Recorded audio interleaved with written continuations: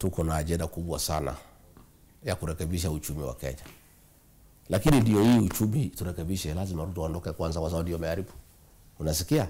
Tuko na ajenda kubwa sana ya kulainisha mambo ya matibabu. Lakini ndio tulainishe matibabu, lazima Ruto aondoke kwa sababu ndio ameharibu. Tuko na ajenda ya kuregesha heshima ya payslip.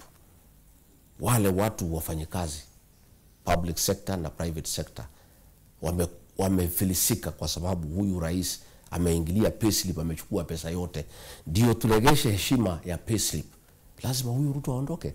Hii ajenda ya Ruto kuondoka si ya viongozi, ni ya Wakenya. Wakenya ndio wanatuambia, sisi vile tunafanya ni kufuatilia vile Wakenya wanataka. Hiyo mabadiliko yote inatakana ifanyike Kenya. Ndio Kenya yetu irudi pahali ilikuwa. Turekebishe nchi yetu. Turudege maneno ya masomo.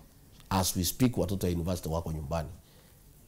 Mwenye kulete policies ambaye imefanya watoto wasome ni William Ruto. Akiwemo tutarekebisha namna gani? Kwa hivyo ajenda ni mbili. Ajenda ya kurekebisha Kenya. Lakini ndio turekebishe Kenya, lazima Ruto kwanza aondoke. Kwa hivyo hiyo ndio ajenda number 1. Hata ukienda kwa mkutano iko na first agenda 1 2 3 4 5. Hii yake is number 1 because agenda number 1 ni Ruto aende nyumbani. Asipoenda, hizi agenda zingine zote hasiwezi fanya kazi, kwa sababu ataendelea kuharibu Kenya, ataendelea kupora Kenya, ufisadi utaendelea, ataendelea kuwa kwa kampeni juu ya gari kila siku na sana kudanganya wa Kenya, kwa sababu utawala wa Rais William Ruto ni wa udanganyifu. Kila pahali akienda ni udanganyifu.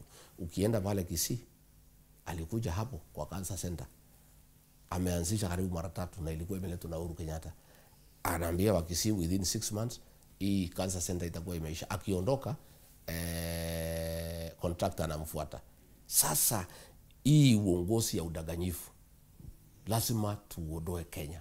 Na njia ya kuondoa uongozi wa udanganyifu Kenya ni kumtoa Rais William Ruto. Kwa hivyo asilalamike ati ya kwamba iko ajenda ya kumtoa. Ajenda hiyo si ya viongozi, ni ya watu ya Kenya.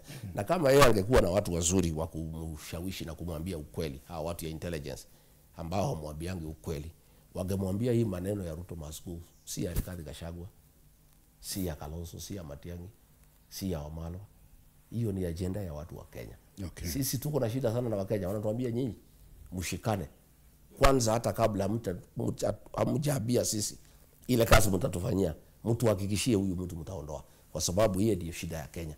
Na asipoondoka hii Kenya hakuna pahali itaenda. Kwa hivyo asilalamike ati hiyo agenda iko, hiyo agenda itaendelea.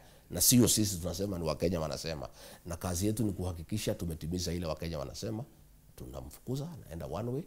Tunapata nafasi ya kutafuta viongozi wengine wa kurekebisha uchumi, wa kurudisha Kenya pahali ilikuwa. Wimwaro FM Gakaniko.